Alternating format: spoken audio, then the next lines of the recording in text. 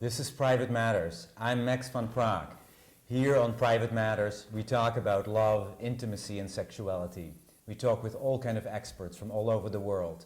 Today, I am talking to a fascinating man, and this is Randall Curtis. Randall, Thank you, Max. Welcome to the show. Thank you for inviting me. I've known you for many, many years. Yes. You have a lot of wisdom. You are an astrologer. You have lived a long, rich life. Yes. What's your age these days? 83. You're 83. Yes. Yeah, and you have, what I know about you is that you have had a very unusual life in terms of your journey with love and with the heart. And Yes. if I think about the heart, I think about you as a mentor and an inspiration. In fact, you wrote a book many years ago called "The Heart of the Man is a Woman." Yes. It's such an unusual title. Yes, it's amazing, isn't it? Well, as Jung speaks of the man's inner nature as feminine, as the anima. Well, I had a vision of the woman flying into my heart like a bird, and I was suffering over this woman. I was really in a lot of agony, and I was sort of asking the cosmos to relieve my pain or try to cure it in some way. And I made that request. This is what happened. And this woman, actually a vision of a woman flying into my heart just like a bird. She sat on my heart and just folded her wings. And I said, oh, the woman has come home. I am that. I don't need to be dependent on the woman out there. I began to understand this immediately, how I was suffering over this woman. It was my own suffering, and I couldn't believe it. Because it was out there. You thought you needed to get it from there, yes. and then you saw. And I said, she is the one. I need her. And I was suffering because she kept rejecting me. And so it was a great training because I had to rely upon nothing. I had nothing. And so I made this request to myself. And this totally changed me emotionally. I began to love myself. I began to feel good. So my heart was full of love. You know, we really can't love another person unless we love ourselves because we don't have the love to give. And one day I said, I'm worth being loved. I never realized, I didn't think I was worth being loved, but I realized I had never thought I was worthy of being loved. And part of how you got there is, and you say this in your book, and I thought this is so helpful for people to hear. I think many people should hear this.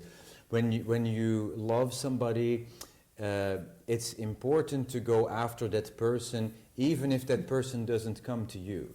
That's the great secret, because you have to go after what you're attracted to, even though it may end up wrong. You may have bad experience from it.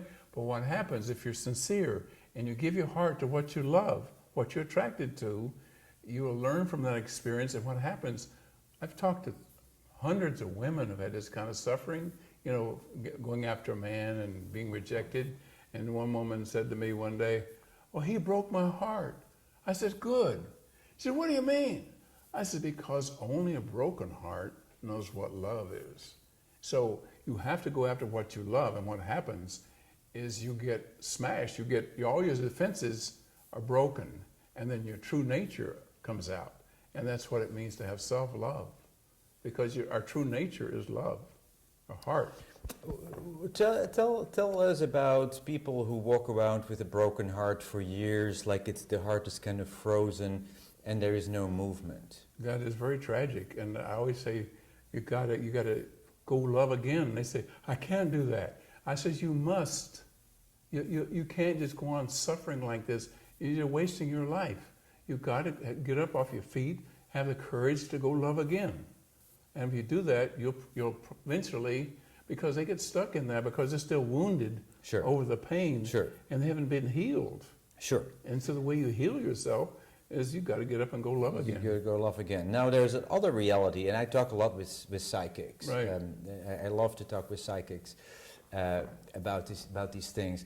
That there is also different times in life for different things, and some people are not in a phase of their life always where they are going to meet a big love. So sometimes we go through several years where we kind of know, okay, this is not my time, even if everything seems to be lined up, but somehow energetically things are not lined up. Yeah. And the relationship with that right person cannot always happen. Well, a lot of time, most of the time it doesn't happen. I mean, that's the tragic thing about it. I mean, I've done thousands of charts, and people have broken hearts, and most people choose the wrong partner because they don't have to give their heart, really. I mean, most people in love with another person, but they don't know that person, really. They don't understand the signs and the planets and all their tendencies.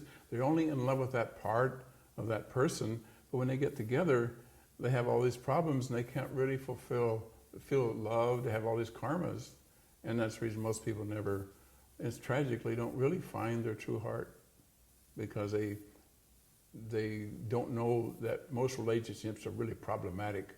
They don't know how to find the right partner. And you're saying that astrology gives the information people need. Is it absolutely accurate? Your Absolutely. astrology? Well, you see, people are born. We're born in the heavens. You look out the sky. The solar system's not out there. We're a part. We're a planet moving with the system. Therefore, all these stars, these planets, and everything are part of our psyche when we're born. And so the chart reveals your attitudes and your desires. The sign is the attitude. The planet is the desire. So you put them together, you desire, express yourself with certain attitudes. Well, if your attitudes and desires don't go with their lover, then they don't get along, because they have different desires and tendencies that are in conflict. It's like war. And people don't realize that in a relationship, because they'll pick out just this one part. I really love this person. For example, you may see a man with his Venus in Taurus, and he goes to a party, and he doesn't know this woman, but he walks in and he's just totally overwhelmed. Look, he can't take his eyes off her because she's got her Mars in Taurus. And nobody knows that except an astrologer. Mm-hmm. And you say, well, I met this guy and I just totally loved him. I said, look, your Mars is on his Venus. It's totally like a magnet. If you ever take two magnets and put them together, they're very strong like that, but you pull them apart and then they go like that. So that's just a tremendous emotional sexual attraction. And people think that's love. And it can be it's a tremendous energy, but it can be so exhilarating, but it's not real, it's not the heart, it's the sexuality. And if there's if there are not these other planets that are in harmony, the relationship won't work. That's what people don't understand, how they can love somebody but can't get along with them. Yeah. And that's it's hard to figure that out. Yeah, it's complicated. How has this worked in your own life? You are married, yes, and you love your wife. I had this when I went this process, I had this vision. Well, I was in my 50s when I had this vision, so I was never able to love a woman. To be honest, I could never give my heart. That's very honest, and many men wouldn't say that. Yeah, so they wouldn't say that as honestly. But as what you do. happened was I realized that I had never loved a woman. I came to that conclusion. I said, I'm going to die never having loved a woman. So today, I am going to go after the first woman I see that I like, and I'm going to tell her that. And it was foolish because I met this girl at the racetrack. and so I said, well, you're a beautiful woman. I kept telling her this stuff, and we had a nice date, we had a love affair, but she's the one that didn't love me, and I was totally in love with her, but it's just all this projection, you see. But, so that's one of the things that happens between people. And how did you meet your wife, and how did you know that she is the one for you? Oh, that's very good. After that girl, I had 2 or 3 other women, had love affairs. But when I met my wife, I had known her for 3 years. I had never recognized her. It's really strange. This is really strange. Because I liked her, but I said, well, she looks too conventional. And she looked at me and she said, oh, he looks too conventional. And so I'd known her for 3 years. And then one day she said, hello, Randall. And I heard her say this voice, and it hit me inside, and I said, what was that? And I just all of a sudden felt this tremendous love in my heart. I was totally overwhelmed. Still today, I have this great love for her because I had this awakening. And when I found that I loved her, I felt her inside my body like a presence. It was and she was inside of me because she was my feminine. she was my own heart. Mm-hmm. That, and I've always loved her the same way. It's never changed. And so when I first met her, she's sort of like, well, wait, you're going too fast here. I said, well, take all your time you want. I told her I love you, and you're never going to get away. I said, I love you, and that's it. I said, you can do what you want to do. I'll always love you. I said, take your time. And so after our first date, I never went back to my place. I stayed in San Francisco thereafter. Never went back. At her I house. never even went back to get any stuff. I said, he said, are you coming back here? I said, no. So what are you going to do with your stuff? Well, give it away, throw it away. I'm here. I don't want to come back there. So, and it's always been, we've been together 20 years, and to this day, I don't love her any less than I did that moment. And even this moment, after all these years, I still cry about it because it's not sadness, it's joy. Mm-hmm. But it's an overwhelming joy. And it's remarkable that a person can have that experience because we all want to have that. We won't want to find a mate that we can be totally flowing with, just beautiful. I mean, not everything's perfect. Everybody's got their tendencies, you know. I Sure. still leave water on the glasses, and she has Virgo, and she says, well, you left some water on the glasses. I said, okay. I'm a Gemini, so I had to clean the glasses, you know. Glasses. Oh, this, no, or water, the- washing the dishes. oh, washing the dishes. I don't always do them right, you know. And she says, well, you didn't put enough soap over there. Ah. So in living relationships, there's always this comical There's always stuff. stuff. There's always stuff. Yeah, so that's life is, but that's a small But thing. there's something that you know, I'm with the right person, I'm going to die with this person, Absolutely. or yeah, Absolutely. we're going to stay together. Yeah. I'm not looking at other options. I mean, you Right. could at 83 years old, technically you could, I guess still. you can still explore other options. Right. But I mean, everything else looks or feels like that's not real enough. This is my being, my total relationship. It's so fantastic. So I try to help people to you know, commit themselves to love, to the process of going after what you love. That's your key, because what you're attracted to is what will help you awaken. In fact, you just wrote another book Yeah. called How to Find True Love, right? That's right. How to Find True Love. That's right. It's an ebook on Amazon. Anybody can get it. $10. It shows you how to use astrology in a simple way, because most people get scared of astrology. It's very complex. I give them a very simple little table, show exactly how to find out other person's signs and planets, and how that chemistry goes with their signs and planets. It's a psychological chemistry. I have a thing I call planetary psychology. This is the psychology of learning all about relationships, how these chemistries work and don't work. And if a person learns how to do that, they become self-aware. Now, some people talk about karmic connections and past life stuff.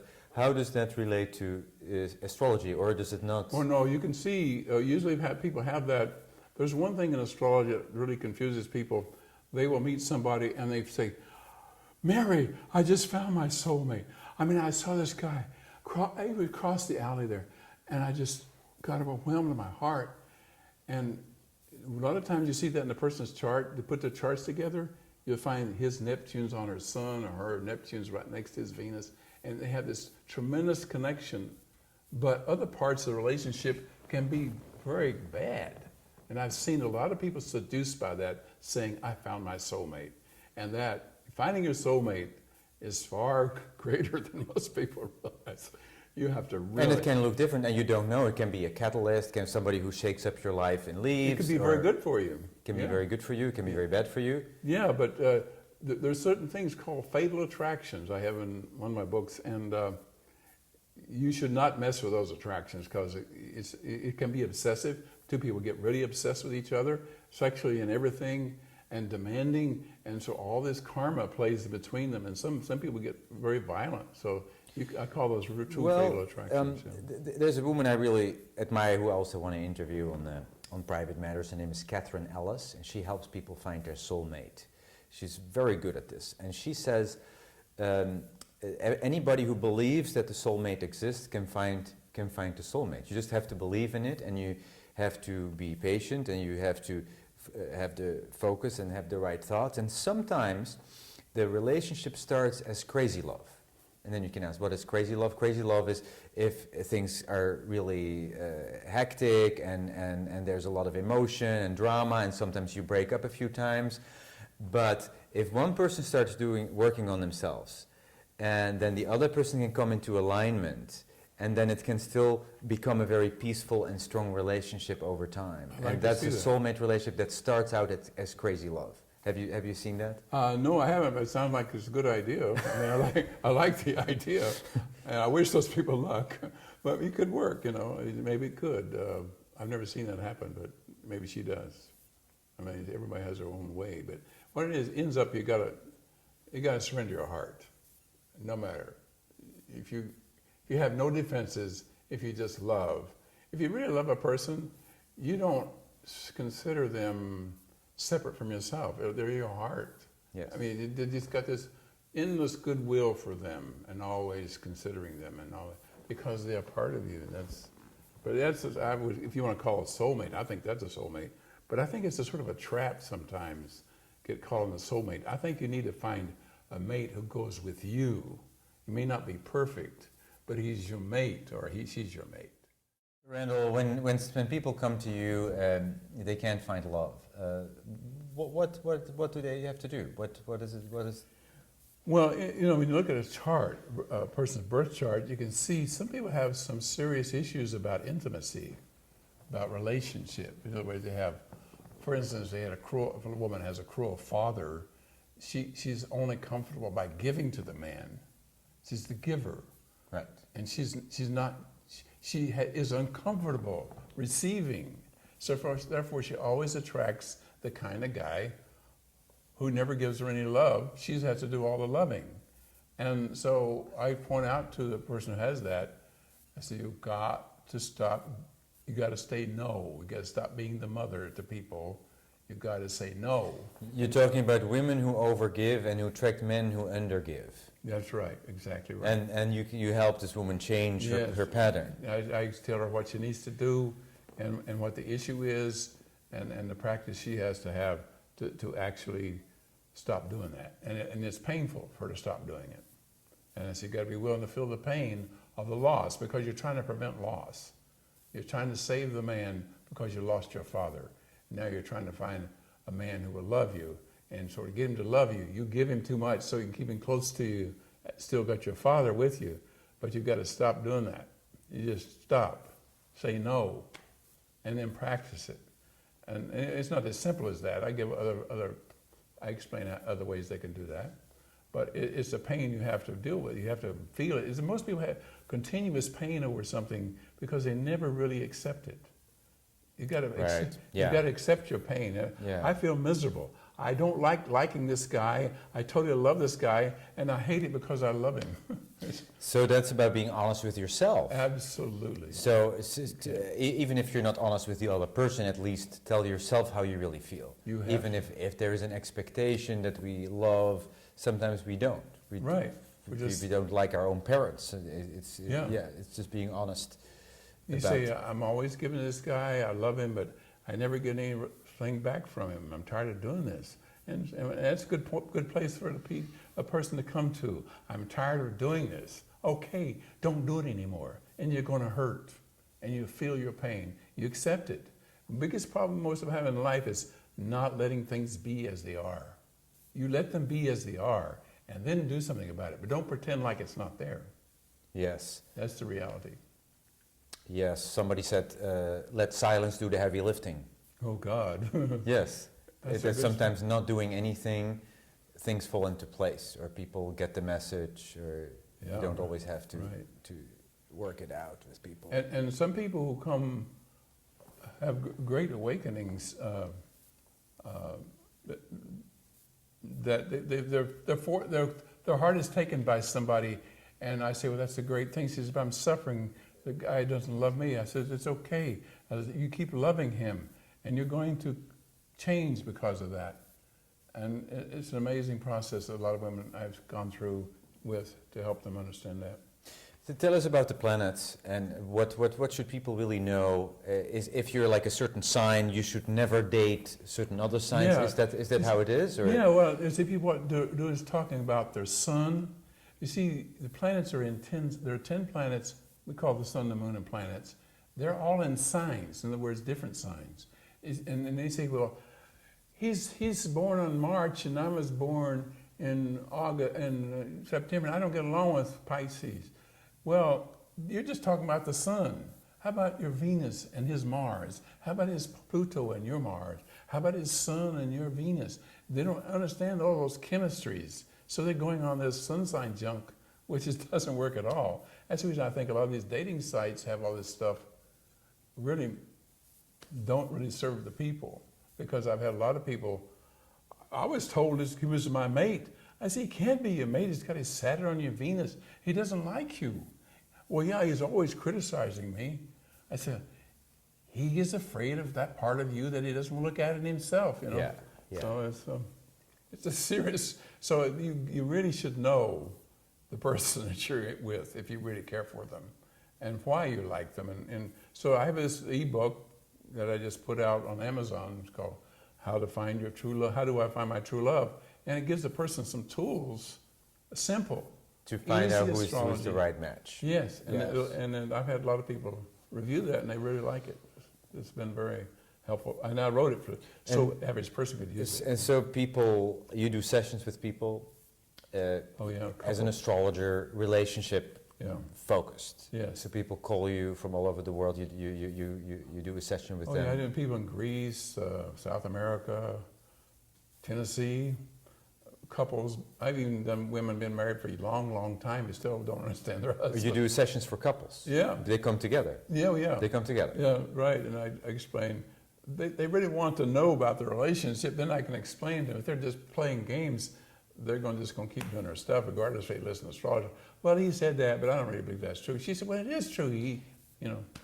And Randall, you give people one single session usually, but you don't see them ongoingly, right? Well, it depends on what they want. If they want to, some people have more issues than others, so they come back more. But I at least see most of my clients at least once a year.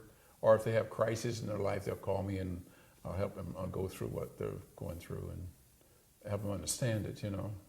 Yes. And some people say, I just had a feeling my husband's cheating on me. Well, he is. Anyway. Because you're psychic. Well, the planets show me that they're not. I'm not psychic, but the planets tell me. I mean, I did a chart for one woman. She came in. She didn't ask me about relationships, and I saw Mars going through a 12th house, which is man, which is like secret man. And I said, "Who's this relationship you're having? How'd you see that? Where'd you find that out?" You know, it's like she was totally shocked that I saw that she was playing around with some other guy and she's married. You know, and I was asking her about it anyway. So you could see in the planet that the husband was cheating. That she was. That she was In her chart, Mars was in her 12th house, which showed me she had some secret rendezvous. There's more to it in the chart than that, but that was one of the things.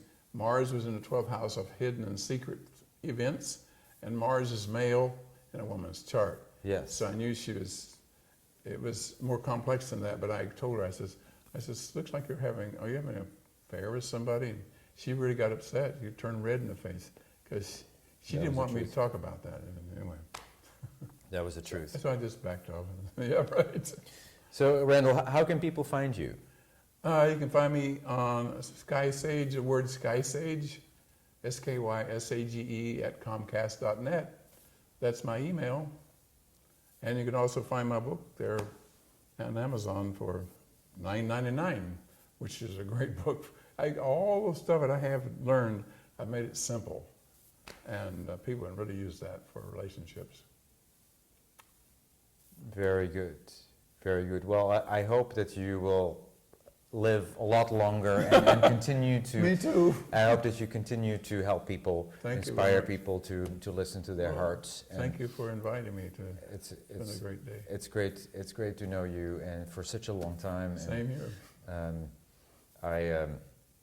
I'm really happy you came. Thank you so much. And told us about all of this today. Yeah. Thank you so much. This is Private Matters. I'm Max van Praag, and we will be back next time with more information and more interviews about intimacy and relationships. Thank you very much for watching. See you next time.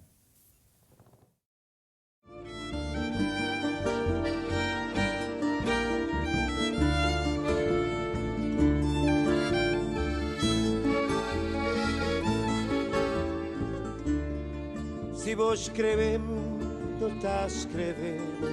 Si vos esquecem, no estàs esquecent. A teu dia que vou voltar. Si vos escrevem, no estàs escrevent. Si vos esquecem, no estàs esquecent. A teu dia que vou voltar.